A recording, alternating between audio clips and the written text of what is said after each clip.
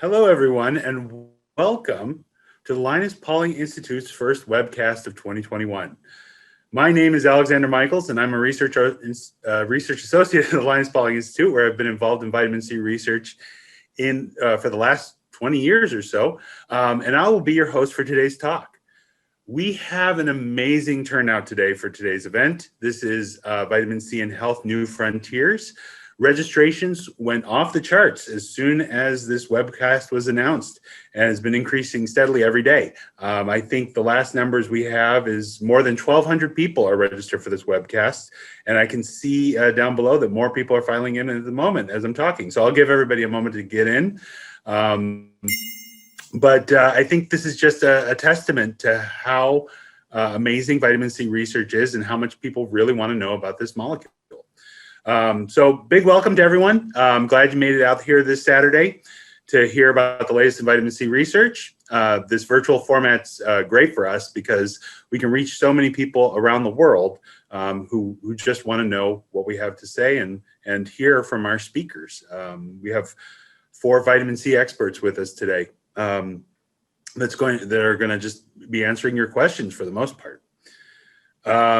Let me start by acknowledging that this talk on this day was no coincidence. We are only one day away from Linus Pauling Day in the state of Oregon.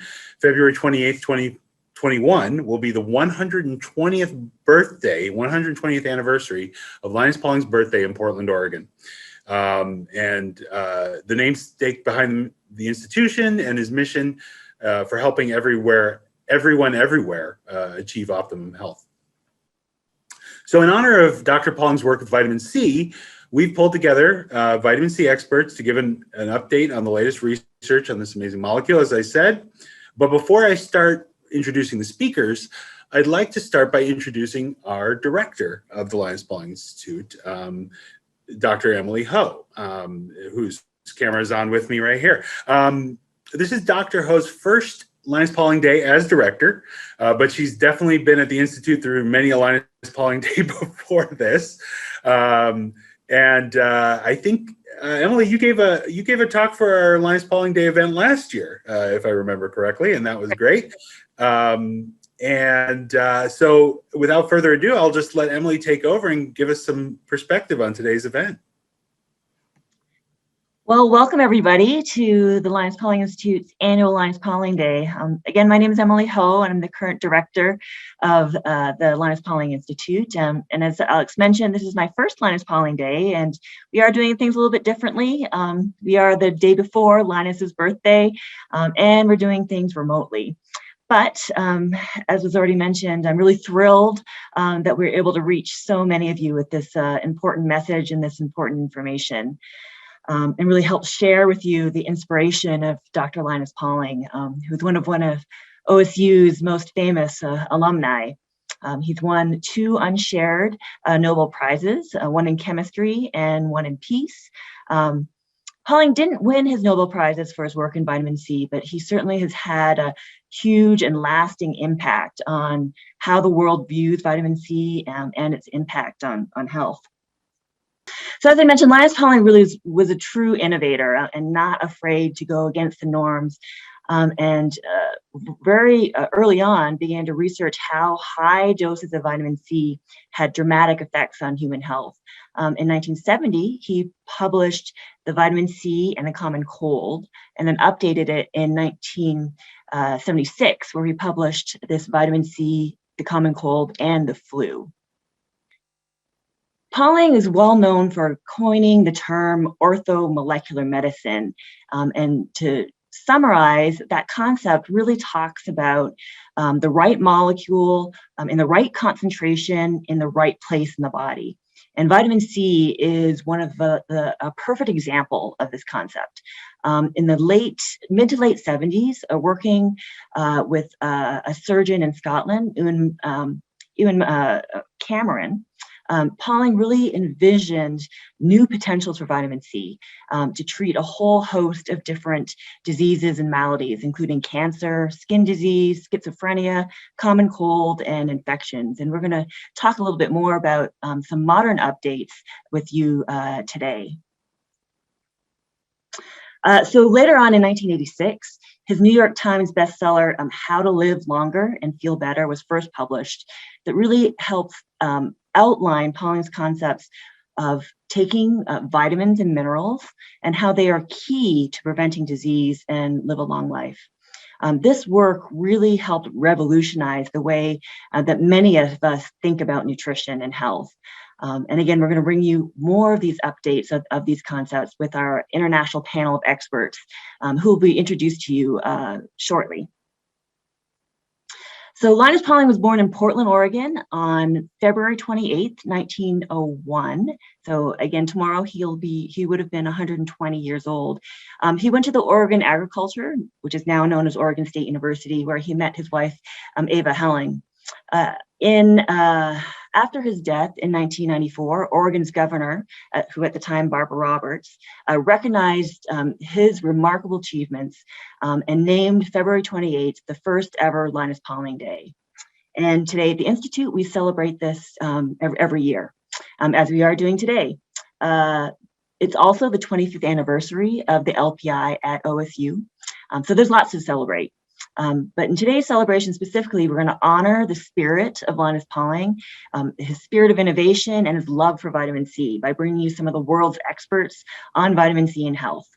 So now I'm going to turn it back to Dr. Alex Michels, one of our own vitamin C lovers at the Institute, and he'll be moderating our session for today. Thank you, Emily. And that was a great and excellent background for why we're doing this all today. And we just love to talk about Dr. Pauling, but of course, this is not a webinar about Dr. Pauling. This is a webinar about vitamin C. So what I'm going to do right now is actually introduce one of our speakers to give us some background and kind of a little vitamin C primer. We don't have time to go into a full background primer on vitamin C. That would probably take a whole nother webinar to do so. And if you are interested in webinars about the basics about vitamin C, you can find those kind of webinars on our homepage, lpi.oregonstate.edu, or our YouTube page. But right now I'm going to introduce our first speaker, Anitra Carr. Anitra and I have known each other for more than 20 years now. We met in the Linus Pauling Institute when I was a graduate student. She was a postdoc. She and Baltz Fry had just written some of the seminal review articles about vitamin C and health that helped set the newest or the latest RDAs in the United States. After leaving the Institute, she went back home to New Zealand, where she's now an associate professor at the University of Otago in Christchurch. But I'll let Anitra tell you the rest. Anitra? Thanks, Alex. So today, as Alex mentioned, I'll just give a very brief overview of vitamin C and health, but specifically focus on its roles in cancer and infection because of Linus Pauling's interest in those areas, and also as a way to introduce the areas of expertise of our panel members. So as Alex mentioned, after I finished my PhD in New Zealand, I obtained an American Heart Association postdoctoral fellowship, which I carried out with Professor Baltz Fry not long after he'd been made the new director of the Linus Pauling Institute at Oregon State University. So my research focus at the time was looking at the role of vitamin C in potentially protecting against the development of cardiovascular disease. And as Alex also mentioned, we wrote a number of high impact papers around the role of vitamin C in human health and disease. And this one was submitted to the Institute of the Food and Nutrition Board of the Institutes of Medicine during their review of the dietary intake recommendations for the antioxidant vitamins. And the recommended dietary intake of vitamin C was increased 1.5-fold from 60 to 90 milligrams a day in 2001. And that year I also had our first child, and then took the next 9 years out of my career to help raise her and her two siblings, and they're all now teenagers. So in 2010, I returned to work at the University of Otago in Christchurch, New Zealand, and I carried out human intervention studies investigating vitamin C bioavailability and health effects, including around immunity and mood. And more recently, I set up my own research group, and I've been investigating the use of intravenous vitamin C in patients with cancer, pneumonia, and sepsis. And I'm also interested in the role of vitamin C in metabolic conditions such as diabetes and metabolic syndrome, which is also known as prediabetes. So why do we need vitamin C? So normally vitamin C is synthesized from glucose in plants and the livers of most animals, except humans and a handful of other animal species. And this is due to random genetic mutations that have occurred over our evolution that have resulted in a key enzyme in the biosynthetic pathway being knocked out. So we can no longer make vitamin C or synthesize it in our livers. So what this means is that vitamin C is now vital for life, and we must get it through our diet in order to survive. And the best sources of vitamin C are fresh fruit and vegetables. Vitamin C has numerous functions in the body. It's a cofactor for a family of metalloenzymes which have numerous important biosynthetic and regulatory roles in the body. For example, it's required for collagen protein structure, cellular energy production, hormone and neurotransmitter synthesis, and metabolic regulation. And recent research is indicating a role for vitamin C in epigenetic regulation. And this is a very exciting new area of research because it's indicating that vitamin C can help up and down regulate thousands of genes in our bodies. So as Emily mentioned, Linus Pauling is well known for his work around vitamin C and cancer, having published the popular book Cancer and Vitamin C in the late 1970s. In the mid-1970s, he carried out a study in 100 terminal cancer patients who'd been treated with 10 grams a day of intravenous vitamin C for at least 10 days, and then 10 grams a day of oral vitamin C thereafter. And he reported that the patients who received vitamin C had much better survival than the control patients who didn't receive any vitamin C. And this was true for all cancer types, but in particular colon and breast cancer. So after he published this study, doctors at the Mayo Clinic in Arizona decided to carry out a couple of clinical trials to see if they could reproduce these findings. So in these studies, patients with advanced cancer were treated with 10 grams a day of oral vitamin C or a placebo tablet, which contains no vitamin C. In both of these studies, there was no differences in survival between the vitamin C and the placebo group. But has anyone noticed the differences between these studies and the original Pauling study? These studies used oral vitamin C only. The original Pauling study used intravenous vitamin C initially, followed by oral. So this is where a lot of the controversy around the use of vitamin C and in cancer has come from. A lack of understanding of the differences between oral and intravenous vitamin C, because we now know there are large differences between the two. So this figure shows you the blood levels of vitamin C after oral or intravenous vitamin administration. You can see after oral administration, you just get this little blip in your blood. Can't get my mouse.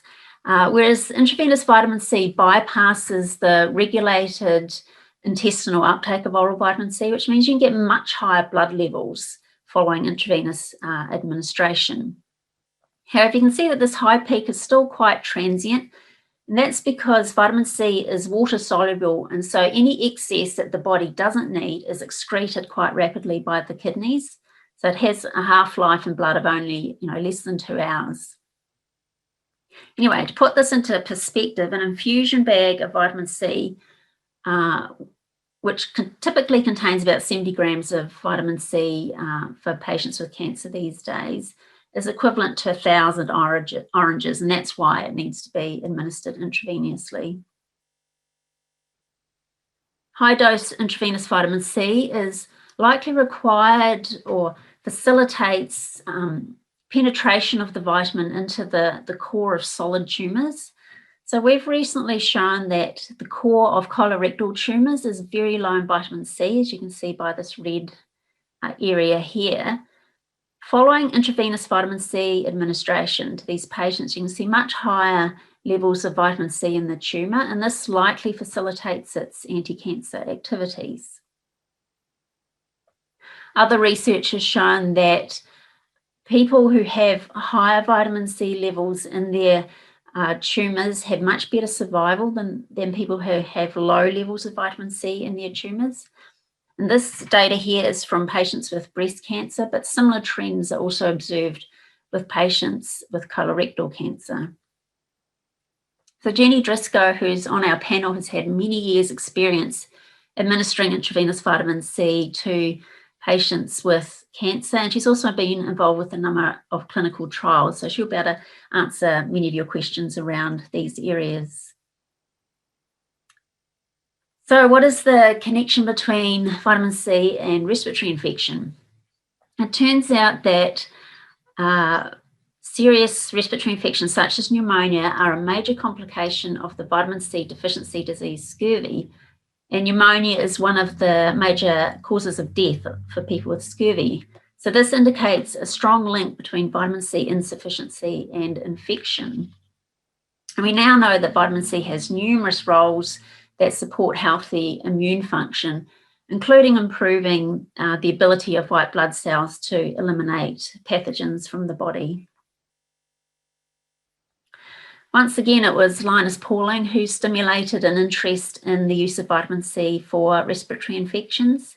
You can see that not long after Pauling published his book, Vitamin C and the Common Cold, in the early 1970s, there was a huge upsurge in clinical trials investigating the use of vitamin C in the common cold.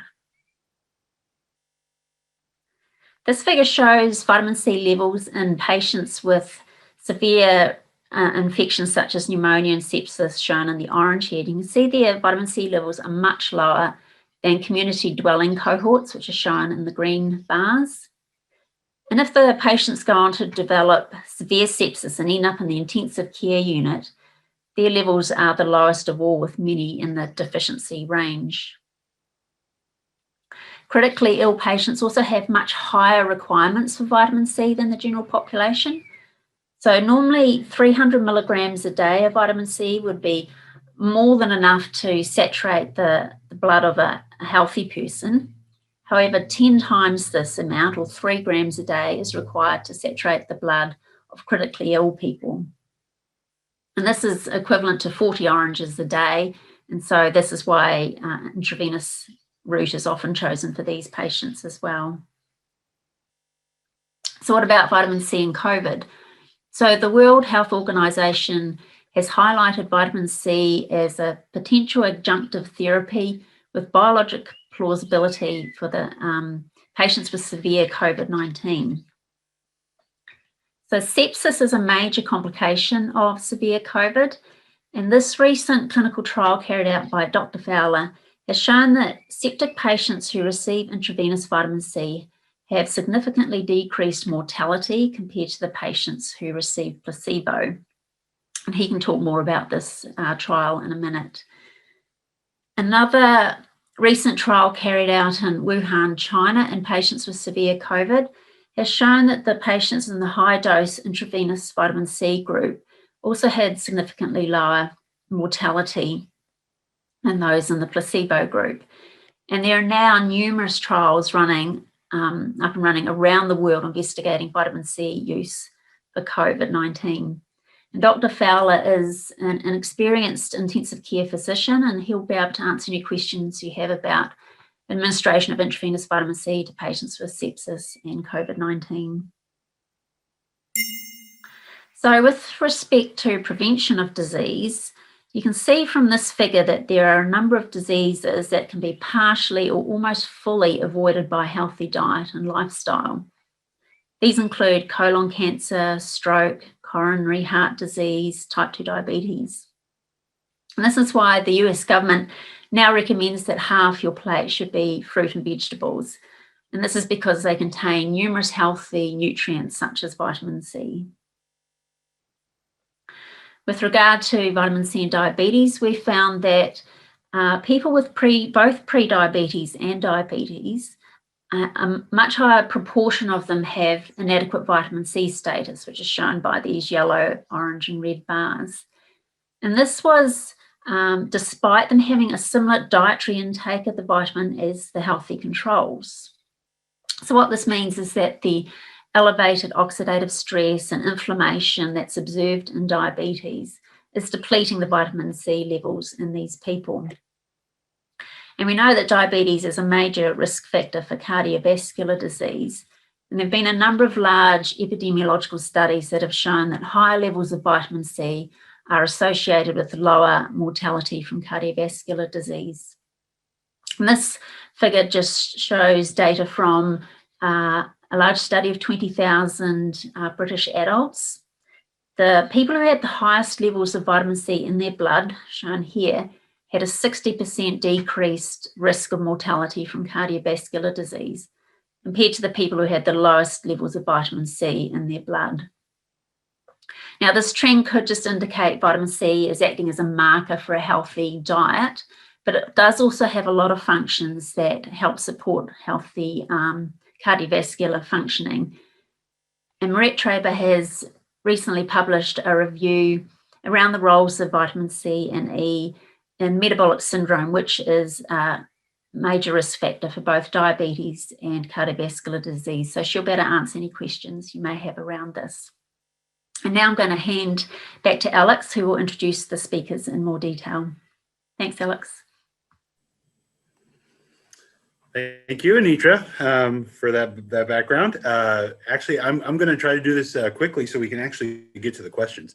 The questions, we've already gotten plenty of questions from you guys during the registration process. You're still typing questions in as we speak. I'm going to,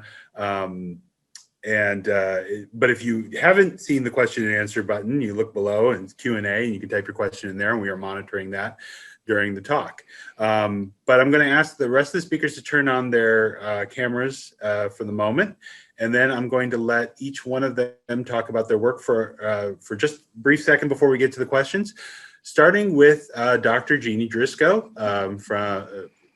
Professor Emeritus from the University of Kentucky Medical Center. Jeannie, if you want to.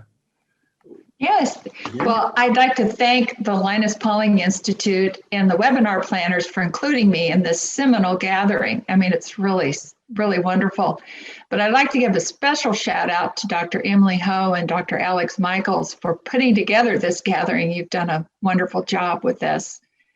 As Alex said, I'm Jeannie Driscoll. I'm currently a professor emeritus at the University of Kansas Medical Center and the former endowed professor, interestingly, of orthomolecular medicine and administrator of KU Integrative Medicine. So academic institutions like to see you have the 4 pillars of academic medicine, and that is education, service, research, and clinic practice. Well, at KU Integrative Medicine, we fulfilled this mandate by providing education in integrative medicine to all types of students, a fellowship in integrative medicine, and education of postdocs in integrative medicine basic science. So KU Integrative Medicine also served both of our academic communities through committee work, but also the state of Kansas at the Board of Healing Arts around the topic of integrative medicine, and the nation by sitting on various committees and review boards. We also had a very robust clinic practice, and you'd probably not be surprised to know we included IV vitamin C in our treatment of patients with chronic complex illness. So we used IV vitamin C in cancer patients, acute and chronic viral infections, acute and chronic bacterial infections, chronic fatigue, fibromyalgia, and environmental toxicity, including mold and mold mycotoxin toxicity. And here's a picture of my colleague and scientific partner, Dr. Kay Chin, in the front. And she's with her students and her postdoc. in this picture. Dr. Chin was a postdoc under Mark Levine in his lab at the NIH, who many of you have heard of. And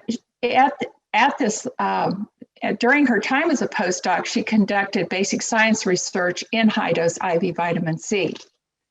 But what Kay and I are most known for is our translational research. And that is the combination of basic science research with research in patients in the clinic. And most people think of us as translational researchers around the topic of cancer. And of course, we are, currently we have a study in patients with bladder cancer using IV vitamin C. But important for this discussion, we're now looking at IVC, intravenous vitamin C, for SARS-CoV-2, the virus that causes COVID-19, by studying it in a viral cell tissue model and an animal model. And this research is ongoing. We are excited to provide this basic science research information in coronavirus that will certainly extend to other viral infections as well. I can't give you really results as of yet, but I can tell you that the current IV doses used in recent clinical trials are likely not adequate as an antiviral agent. So more information to follow. Next slide now, Alex, thanks. Today, we're going to be discussing both oral and intravenous vitamin C. And I want to make it very clear that they act very differently in the body. As Dr. Carr has shown with her work, oral vitamin C, excuse me, is a very powerful vitamin with many important properties. Different people during different stages of health need different doses of oral vitamin C, as she's shown.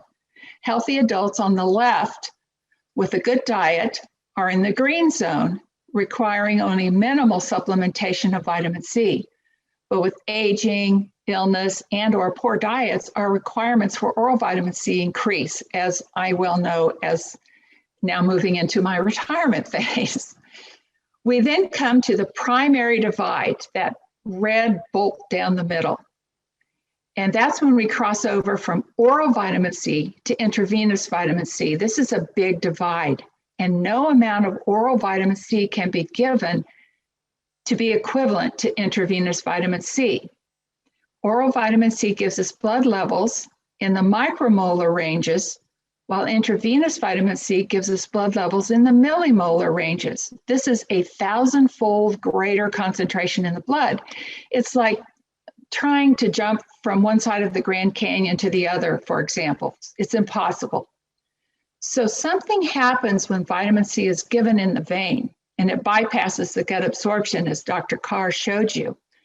IV vitamin C becomes a drug, and though it may retain its vitamin properties, it now becomes a pro-oxidant when it enters the space around the cells, and through a chemical reaction called Fenton chemistry, it reacts to become hydrogen peroxide. So hydrogen peroxide is the end drug, and vitamin C is the prodrug in this case. And we have shown this in our research, and has now been replicated multiple times around the world. It is the production of hydrogen peroxide that makes the secondary divide. So if you see off to the right, you start looking at patients that become ill and maybe come to the clinic, like our patients, or hospitalized, or at worst in the ICU. So that second divide is a division between the low-dose IV vitamin C and the high-dose IV vitamin C. And this is where it really is doing its job as an antiviral or antibacterial drug when it crosses this secondary divide. So significant hydrogen peroxide is not formed under approximately 10 grams. So IV doses under 10 grams are low-dose IV vitamin C, not high-dose IV vitamin C, while doses above this range, even up to 100 grams, produce significant hydrogen peroxide. And again, our research has shown that increasing doses of IVC result in increasing blood levels that will become hydrogen peroxide in that space around the cells. It's a linear response. The higher the dose of IVC, the higher the production of hydrogen peroxide.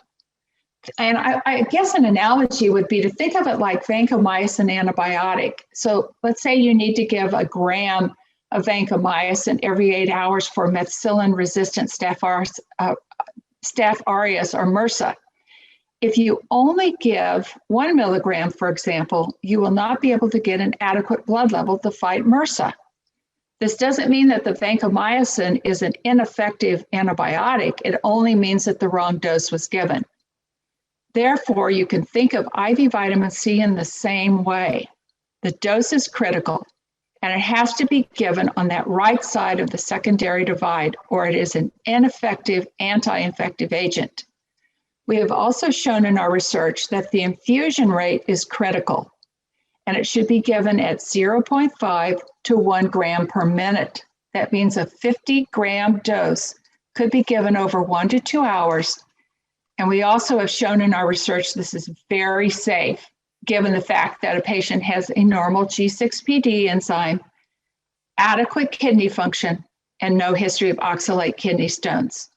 And we have given thousands of doses safely, both in research project and in our clinical practice. So while IV vitamin C fixes scurvy in these ill patients, it is our hypothesis that the higher dose produces hydrogen peroxide, which results in an anti-infective and anti-cancer agent. Next slide. Thank you very much. And thank you, Jeannie, for that introduction. Actually, you've pretty much set up our next speaker pretty well. So I'm going to invite Dr. Fowler, Barry Fowler, to take the stage and talk about his work with sepsis. Okay, thank you very much. Can you hear me? Yep. You can hear me. Okay. Thank you all. I want to tell you how excited I am to be part of this webinar today, and also honored to have been asked to present here today. As Dr. Carr and Dr. Driscoll mentioned, during critical illness, plasma vitamin C levels drop to very, very low levels. And in our initial clinical research, we found that patients with severe sepsis had near scurvy levels of plasma ascorbic acid. And in the years of basic research that we did with an animal model of sepsis, we found that vitamin C could be very effective when administered intravenously, as Dr. Carr and Dr. Driscoll have mentioned. And so we put together an application to the NIH. The NIH sponsored us for a phase 2 proof of concept trial that we entitled Vitamin C Infusion for Treatment in Sepsis-Induced Acute Lung Injury, or the Citrus ALI trial. We had 7 medical centers between VCU, Cleveland Clinic, Medical College of Wisconsin, University of Kentucky, and Emory University in Atlanta, Georgia, participating and enrolling patients in this trial. Next slide. We screened 1,262 subjects. Because of our elimination criteria, we eliminated and excluded 1,092 subjects and randomized 170 patients for this trial. We found and we enrolled 83 placebo patients who were receiving standard of care for sepsis and acute respiratory failure by mechanical ventilation. 1 patient was excluded prior to receiving vitamin C, who had a problem called acute eosinophilic pneumonia that presents very similar to ARDS, which is acute respiratory distress syndrome, and that patient was excluded. And on the vitamin C group, which was 84 patients, we excluded 2 patients who were leukemic patients that were suffering from diffuse alveolar hemorrhage, which also looks very exactly like sepsis-induced acute lung injury or acute respiratory distress syndrome. And that was 84 patients who received vitamin C and the same standard of care that the placebo patients got. Next slide. The vitamin C group received 50 milligrams per kilogram of body weight every 6 hours for 96 hours. This was close to what Dr. Driscoll was mentioning. Each patient received approximately 15 grams of intravenous vitamin C over the course of 24 hours, but they received it somewhere around 3,500 to 5,000 milligrams every 6 hours infused, 50 mLs of dextrose, 5% in water over a 30-minute period. Next slide. We were very interested to determine how vitamin C could protect the organs that fail, especially in sepsis. And we used what is called the SOFA score, which allows a broad assessment of organ failure. The SOFA score is an abbreviation for Sequential Organ Failure Assessment Score. And it allows us to look at the organs that I've listed here. Next slide.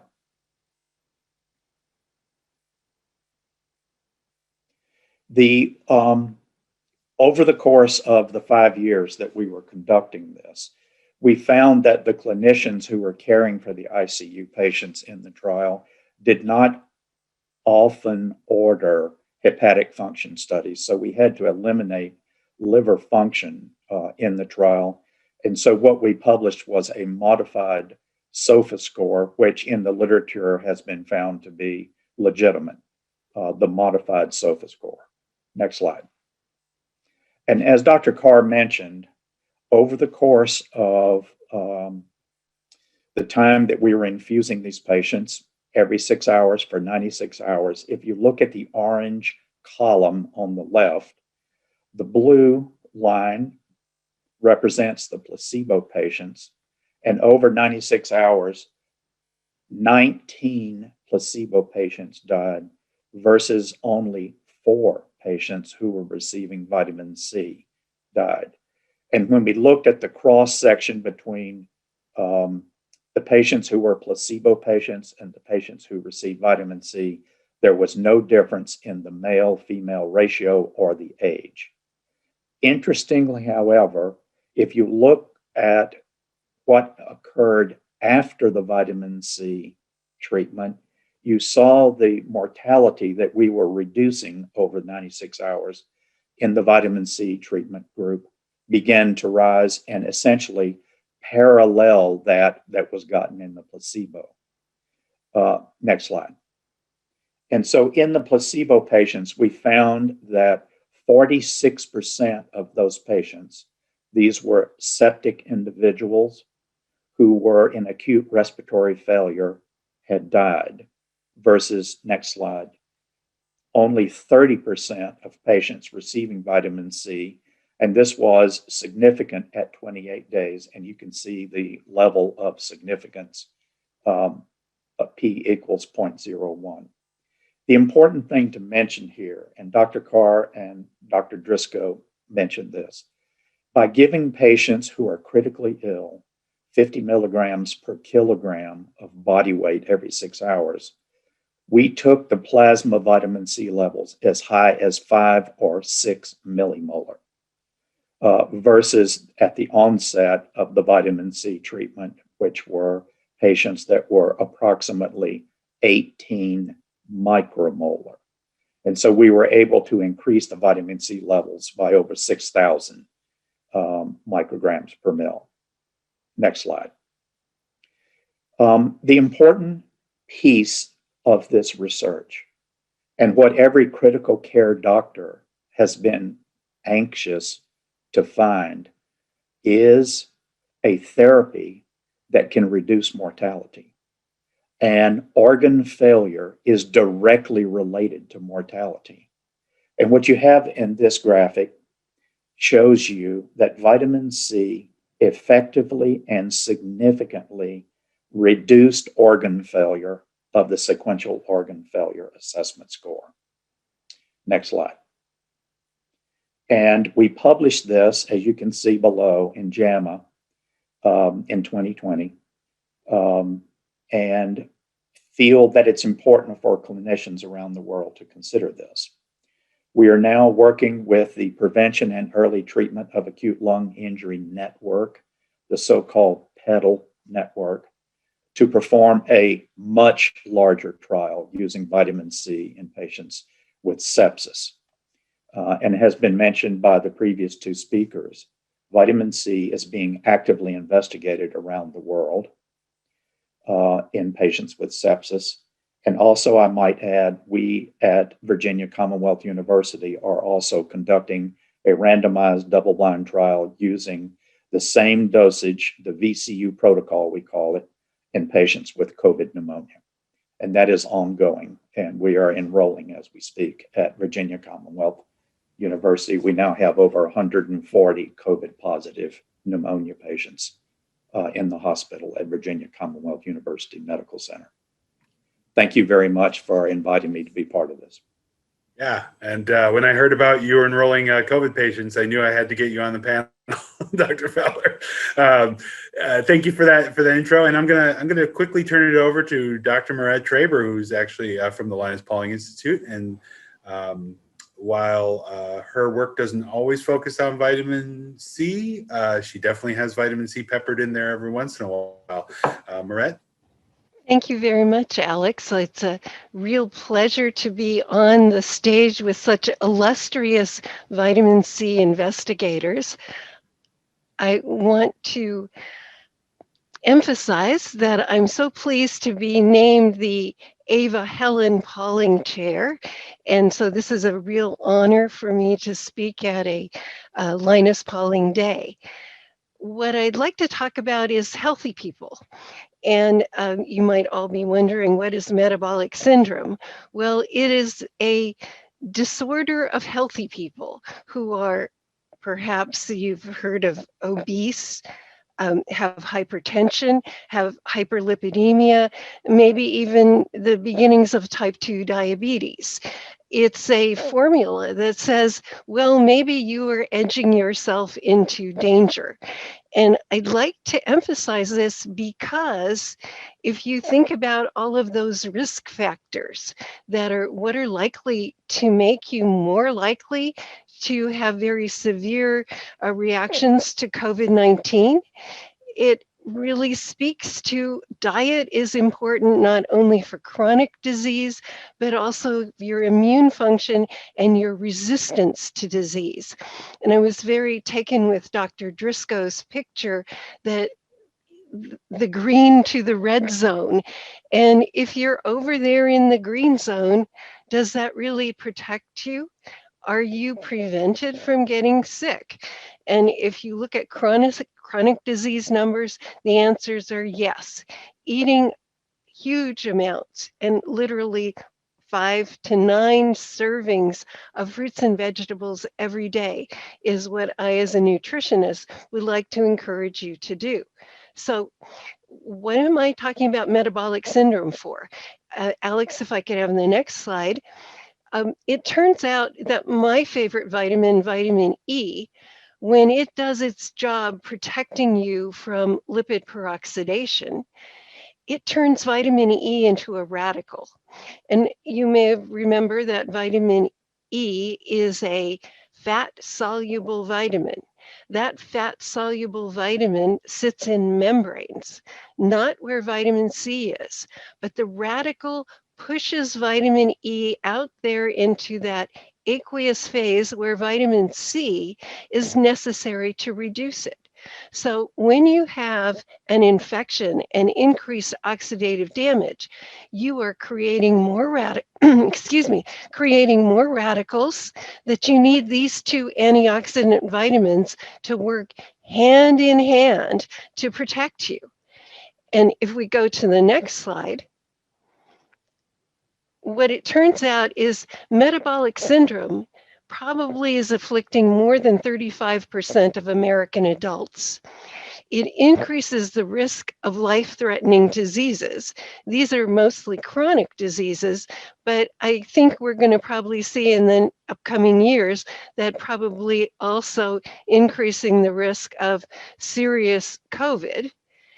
And so we've been interested in metabolic syndrome in collaboration with Rich Bruno at the Ohio State University. We studied people with metabolic syndrome. What we found is they have low vitamin C status. So exactly what Dr. Driscoll was talking about, they've slipped out of the green zone into the yellow zone. Is that because they have more oxidative stress? Is that because they eat fewer fruits and vegetables? They have poor vitamin C intake? Probably so. But what we also found is they have increased endotoxemia. So they are already on the way and primed for getting sepsis. And you just heard how dangerous sepsis is and how those patients come into the hospital with exceedingly low vitamin C levels. Well, we found out that that low vitamin C also makes low vitamin E. And so this whole idea of these interactions is demonstrable, and we'd like to encourage everybody. You don't need IV vitamin C if you are a normal, healthy person. What you need is lots of fruits and vegetables. Maybe you should skip that steak and red meat and salami and go for fish, go for fiber, and especially go for exercise. So on that message for healthy people, I'd like to turn it back over to Alex. Okay, thank you, Marette. So at this point, we're actually going to start the question and answer session and I think what I'm going to do is follow up with our number one question. Actually, is as a vitamin C researcher, the first question I'm always asked is, how much should I be taking? And I'm going to start with Anitra on that one. I think Anitra, do you want to try tackling the how much should I be taking question? Very good question. And as the speakers have pointed out, the amount to take depends on your state of health. So healthy people, Mark Levine has done pharmacokinetic studies where he's given increasing doses of vitamin C to healthy people and shown that doses of 200 milligrams a day and upwards will saturate the blood of healthy people. So I would recommend taking at least 200 milligrams a day. Most of us take more than that because it's very hard to get supplements that are less than 500 milligrams a day. So those of us who take supplements, we're generally taking at least 500 a day, which is fine because, you know, our bodies will take what they need and excrete the rest.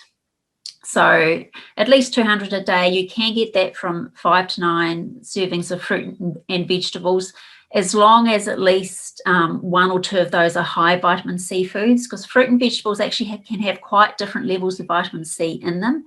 Bananas and apples are low in vitamin C. Oranges and kiwi fruit are high in vitamin C. So try and include high vitamin C foods in your diet if possible. And of course, if you're cooking those sources of vitamin C, it reduces the amount of vitamin C in them. That's correct. The Linus Pauling Institute does recommend 400 milligrams of vitamin C a day, and it's partially because of that wiggle room we don't really know about. You mentioned Dr. Levine's studies in healthy people, and so we don't know what's going on in people who are sick. I'm going to actually just push the question on to Dr. Driscoll, if you would like to make a comment. What do you say when people ask you how much vitamin C you should be taking? Fortunate to be able. You're good. Yeah. Okay. I was fortunate to be able to measure vitamin levels in patients. And I do want to mention that measuring vitamin C levels in patients is really, really difficult.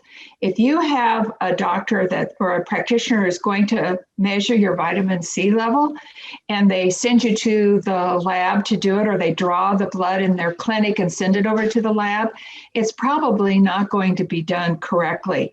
it's something that's called a critical frozen. And this doesn't go for the other vitamins. This goes for vitamin C. It's a critical frozen.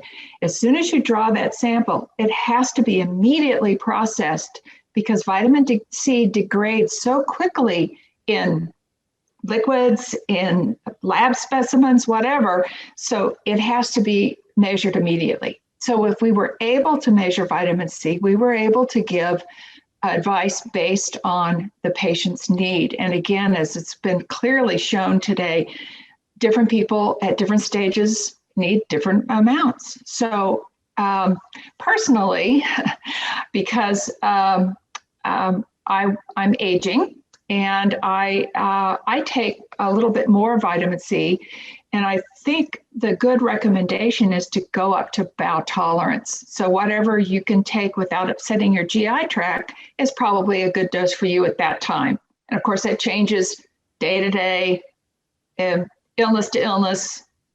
As Alex, you said, we often need more when we're ill.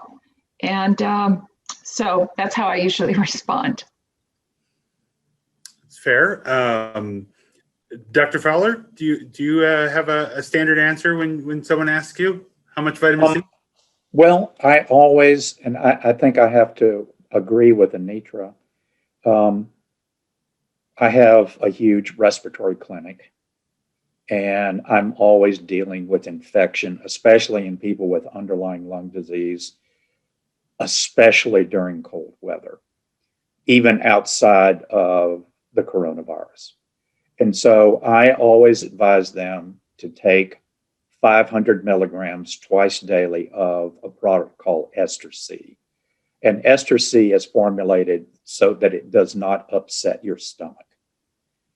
There are other preparations out there on the market of buffered vitamin C, but I have and personally take 500 milligrams twice a day.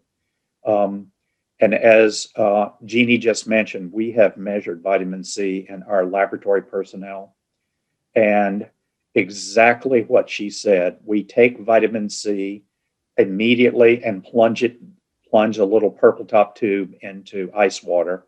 That's taken directly into the laboratory, centrifuged, and we add a reducing agent that prevents it from being oxidized. And when we did that, we showed those high levels that I mentioned earlier. And when we did this on laboratory personnel, taking those levels of vitamin C 500 twice a day, we routinely got 250 micrograms of plasma vitamin C. Excellent. Yeah, definitely know the challenges to accurately measuring vitamin C levels in anything, as I've been doing that for about 20 years now myself. Moret, I know you say, you should be getting vitamin C from the fruits and vegetables that you eat. When we get to about 400 milligrams or so, it does get a little harder, though, to get that amount of fruits and vegetables, unless you're eating a lot of tropical fruits. Well, and I would like to emphasize, I'm talking about normal, healthy people.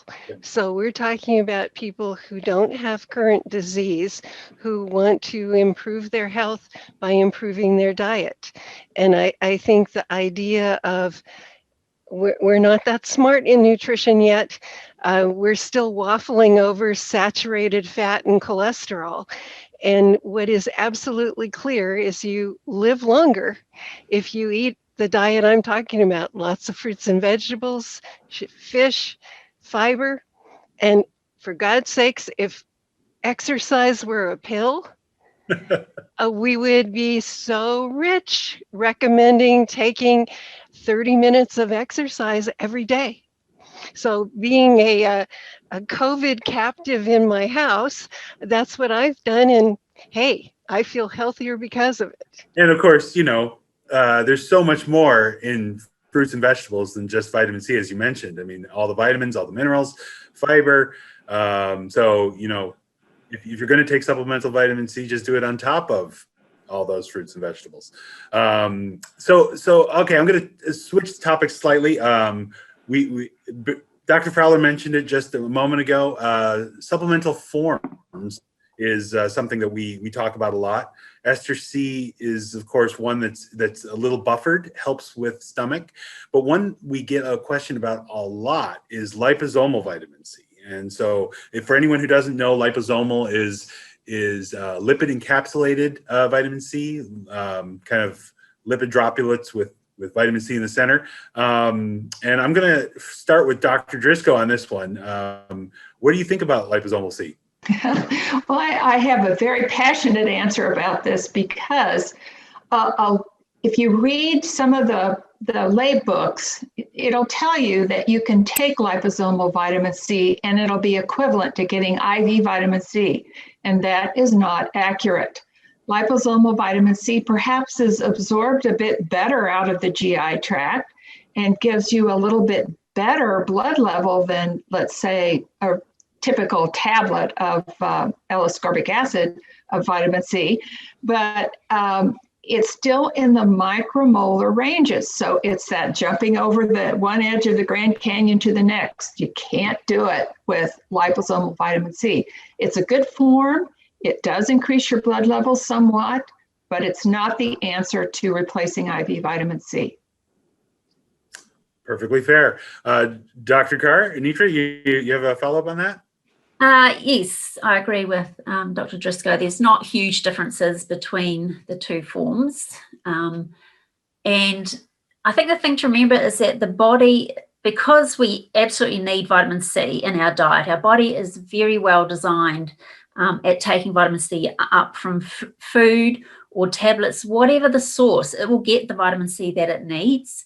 And so we've done studies where we've directly compared food sources of vitamin C with tablets, and we've found exactly the same bioavailability, which means we're taking up the vitamin C the same amount regardless of whether it's with food, in food, as a tablet. So I think just trust the body. You give it enough, and the body will take what it needs regardless of the source.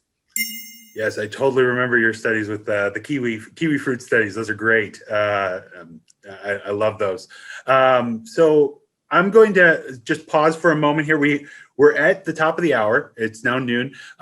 We don't want to terminate the broadcast now, but we understand if people need to go. We only really scheduled this for an hour, but we'd like to extend out another 20 minutes or so just to give more time for questions and answers from our panelists. And with that, I'm going to continue. I think I might as well just go for the elephant in the room at this point. Let's talk about COVID-19. Well, I'm going to start with Dr. Fowler again on this one. What do you think about, obviously you've got a trial going on right now. What do you think the role of vitamin C is going to be in COVID-19? Thank you. Thank you very much for asking that. Can you hear me? Yep. Okay. COVID pneumonia, which is viral infection of the airways, produces an inflammatory response, in fact, a very severe inflammatory response that is similar to sepsis. And in my experience, working with critical care doctors here at VCU, viral sepsis presents very much like bacterial sepsis. And the extent of inflammation in the lung of patients suffering from viral pneumonia from the coronavirus, it's very similar to bacterial ARDS, induced acute respiratory failure.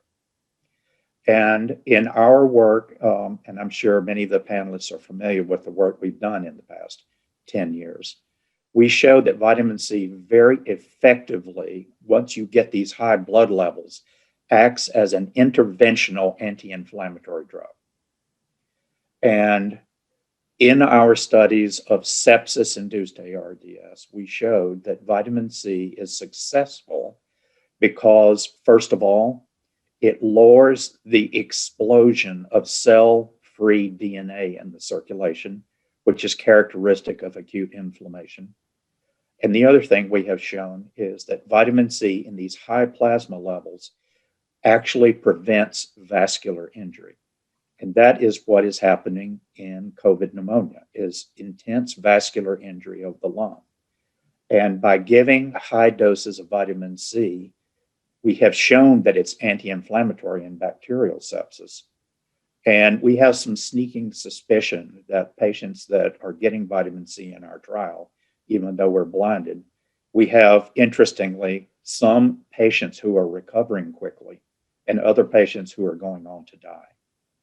And so I think for COVID pneumonia, vitamin C in these high blood levels, and I'm talking blood levels that are in the 5 to 6 millimolar range, as Dr. Driscoll mentioned, is effectively anti-inflammatory, and that it calms down the inflammation, which unfortunately in many of these patients is leading to early pulmonary fibrosis in patients who do survive mechanical ventilation of 20 days or so. Same question to you, Dr. Driscoll. You and I chatted briefly at the beginning of the pandemic about the stories coming out of China, IV vitamin C and COVID-19 cases. Any follow-up on that? Well, we were able to help in another hospital in Wuhan with several of their patients in the ICU, and it's a case report, and we're getting this published now.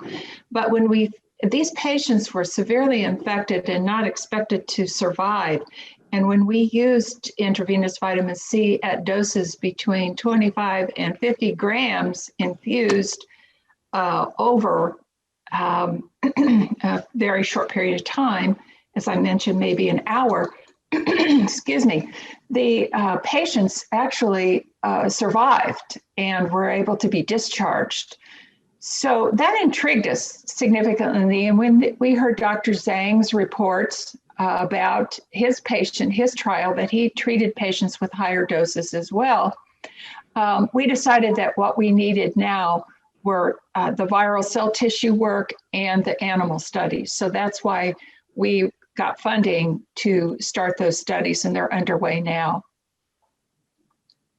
I'm gonna turn this over to Anita just for a moment, but kind of change the question just a little bit, because I know you've written a lot, or a good review on the possible roles of vitamin C in COVID-19. There's a recent paper on oral dosing of vitamin C during COVID, and it didn't look good. Do you have any comments on that one? Yes, this was a study carried out in Cleveland Clinic. I believe that's the one you're talking about. That's the one. And they also had an arm where the patients were given zinc and vitamin C combination. And the dose of vitamin C they used in that study was 8 grams a day oral. And they said to divide it into 2 or 3 doses a day, so potentially 4 grams twice a day. And we know that, large doses like that aren't very, adequately taken up into the body, because the transporters in our gut are saturable. So they can only take up a certain amount of vitamin C, over a certain time period. And earlier trials carried out in the common cold were more effective if the vitamin C was given more regularly. So on an hourly basis, for example, smaller doses spread out over the whole day. This trial nevertheless did show a shortening of the symptoms. So there was about 1.2 days shorter symptoms in the patients who received vitamin C versus the patients who just received standard of care. This wasn't statistically significant because they actually stopped the trial early because they thought it wasn't, they said it's not effective. But in reality, it did show an effect. So I think if the trial had been designed better, there are a number of design issues with that trial. We might have seen, even more dramatic results. And that's a typical problem we see with vitamin C studies in general. I mean, just poor study design or studies that are terminated early just because of various, but ways from our perspective, those would be very statistically powered studies. And so you can't really say anything, yet they get big headlines saying vitamin C doesn't do anything in COVID-19. And I think that's a mistake to some degree. Now, so some of it is like setting yourself up for success before the infection. Marat, you kind of talked about that, getting your immune system primed. I don't know if you've been following the vitamin C and COVID literature, but it does make sense, right? Well, it makes sense to me. I think Mark Levine's name has already been mentioned a couple of times in this little symposium, but I'd like to remind everybody that the RDA for vitamin C was actually set based on Mark Levine's data showing that vitamin C can saturate white blood cells. And remember, white blood cells kill bacteria by spitting out bleach. And we all heard the horror story from the Trump administration, but the idea is that it actually works in vivo. And I wonder how much vitamin C is actually protecting white blood cells. And that's where I think it's a reasonable assumption that if you eat a good diet, if you have these tendencies towards having more difficulties if you got an infection, taking vitamin C makes sense to me to protect yourself. Sure. Yeah. I mean, the immune system works through free radical mechanisms, and nothing better to help you resist those free radicals than antioxidants like vitamin C and vitamin E, of course. Don't want to forget that. And I guess that brings up another question that somebody asked in the crowd. What about interactions? I mean, we got vitamin C and vitamin E. Are there any other interactions that we should be paying attention to in the body? Well, I think I've become the goddess of interactions. We not only are interested in vitamin C, vitamin E, glutathione, the production of energy metabolism, so the mitochondria. I'll throw in phosphatidylcholine, phospholipids, the membrane. Now I can trace that to folic acid, and we've been studying those kinds of interactions in the developing zebrafish embryo. And it seems like vitamin E is key to making all of those interactions feasible and possible. So if we had another week or so, I could explain the whole thing to you, but thanks for asking. Well, we'll get you in a webinar sometime soon, Rhett. And of course, as Dr. Carr mentioned, zinc. There's a zinc. Zinc is in support for the antioxidant network as well. So we can't forget that. We also know that vitamin C has interactions with iron and copper, especially if you're talking about bioavailability. Iron, actually, vitamin C helps the bioavailability of iron. And so a lot of people take them together when they need more iron. I think it's a caution that if you don't need the iron, it might not be a great idea. So I think I'm actually going to turn back to recent headlines again, because just the other day, and just as we were planning this webinar, a new article came out on sepsis. And so I'm gonna open the mic up for Dr. Fowler. Did you see that recent result with vitamin C and sepsis? No. Which one are you referring to? It was another JAMA article that basically said that. I know what you're talking about. Yeah. All right, so let me address that. That was the Victus trial, which studied intravenous vitamin C at 1.5 grams given 4 times a day, way less than what we gave. Also, thiamine, 200 milligrams per day, combined with hydrocortisone at 50 milligrams 4 times a day. And that would be 200 milligrams. And I was part of this trial. And so I'm an author on the paper. And that low level of vitamin C did not save lives, did not reduce organ failure, did not reduce the time of vasopressor support or time on ventilator or time in ICU.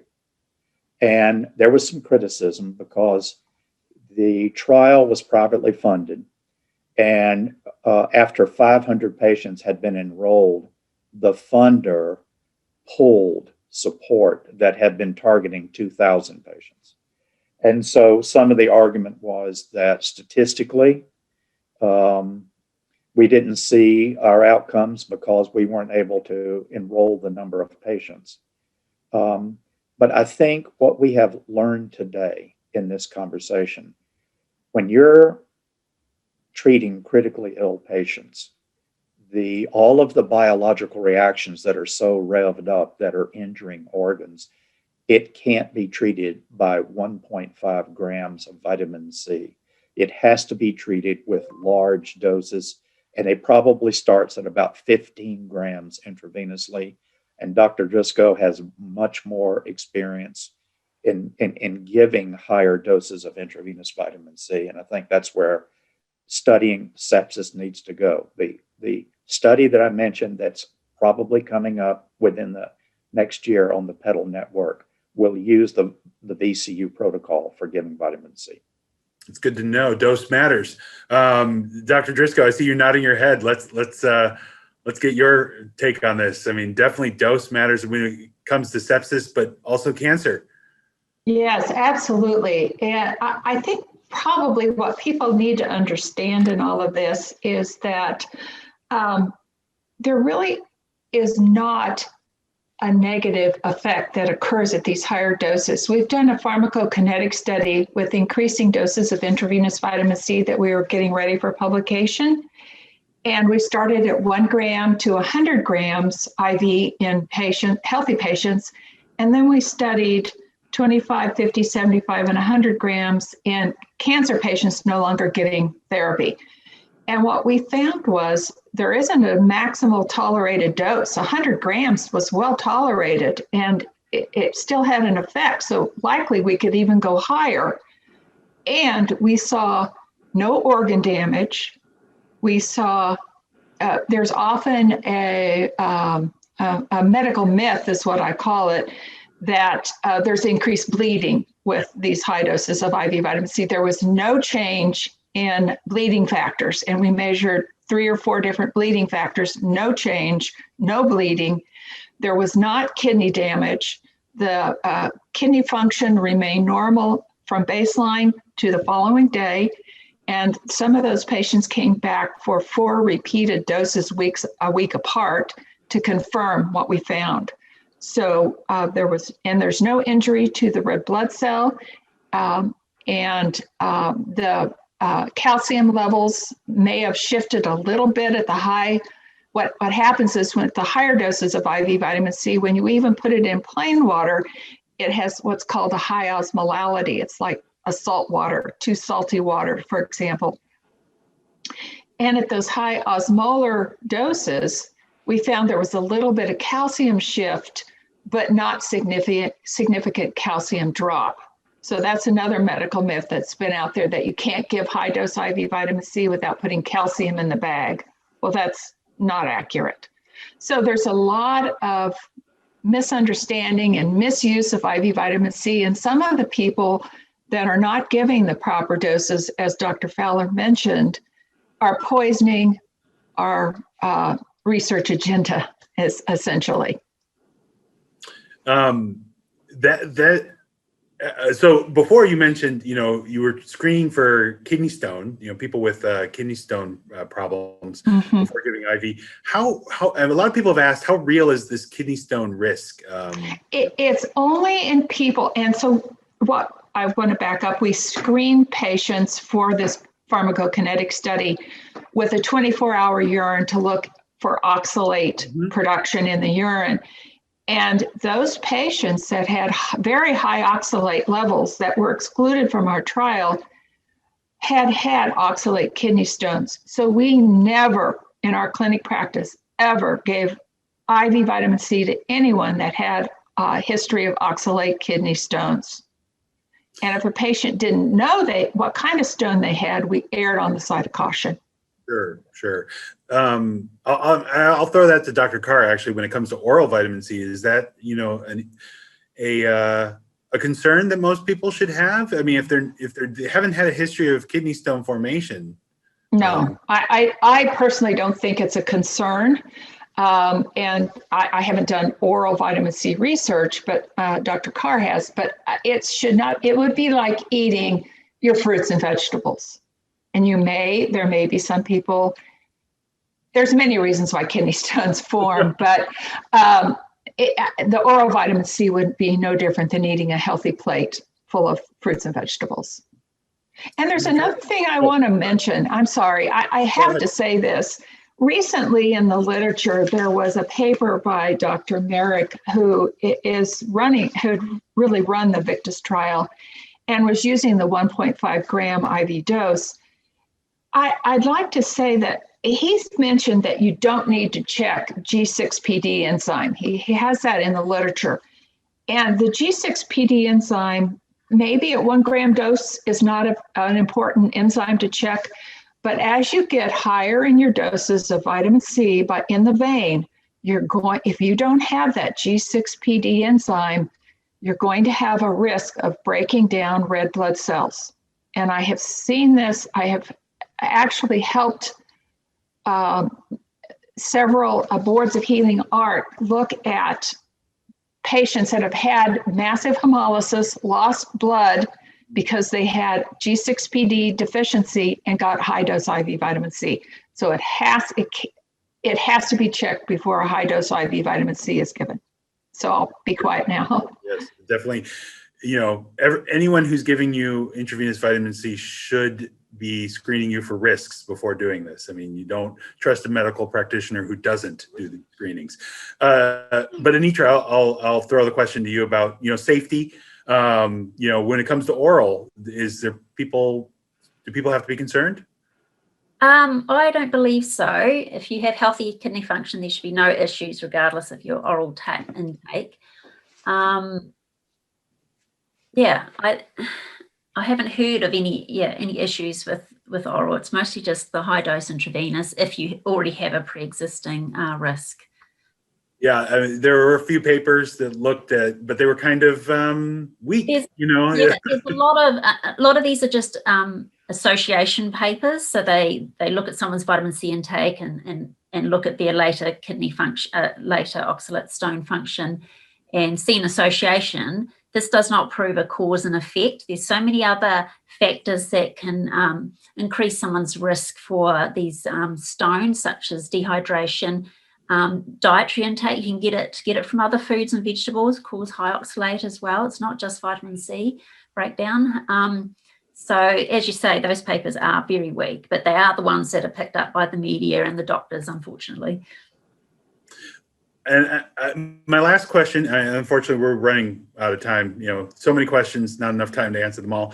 But I think what I'm going to ask is something that Barry touched on briefly, which was funding. Funding for trials is difficult. Do you have Anitra, I'll start with you since you're on screen. How hard is it to get money for vitamin C research right now? It's very hard. Always has been. That hasn't changed. Although, with every trial that's published,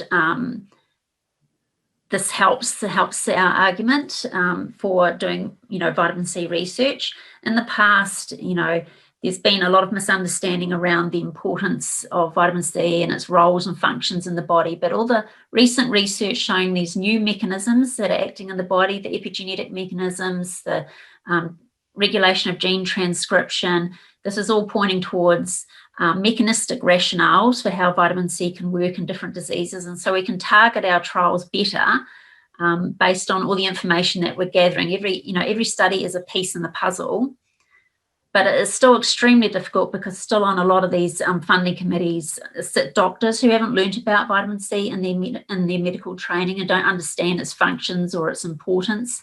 So it's up to us to, educate people, educate the doctors, publish and speak about it. And, it helps, but it is very difficult. And last, I'm just going to push that to Dr. Traber. I mean, how hard is it to get people to care about vitamins? It's very difficult. I think there's a certain cachet about what is the latest fad, whether it's microbiome or even COVID-19. And I think to do basic studies that ask what is the best, what is the reason why we need vitamins, we're still working on that. And the mechanisms are just amazing. You heard epigenetics just mentioned. I think people thought, well, that's only important for cell division. Well, it turns out all of regulation of cells is dependent on epigenetics, and vitamins are in there supporting how well does this work.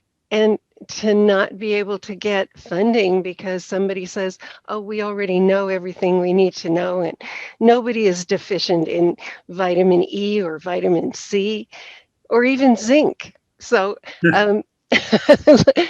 it's not true.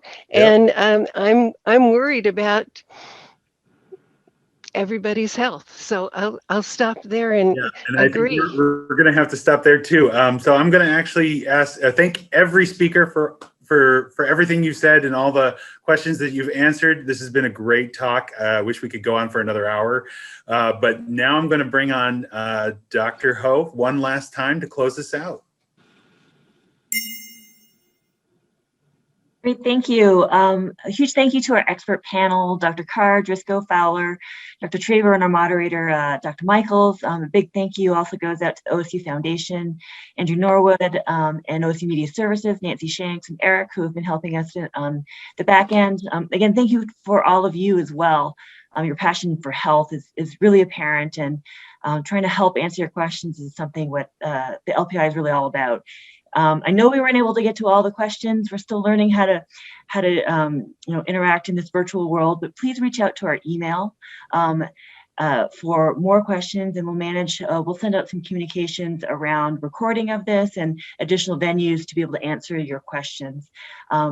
Just finally, if you liked our presentation today on vitamin C and appreciate our research that really helps uncover all these keys to optimal health, please consider making a donation in honor of Linus Pauling's birthday and Linus Pauling Day.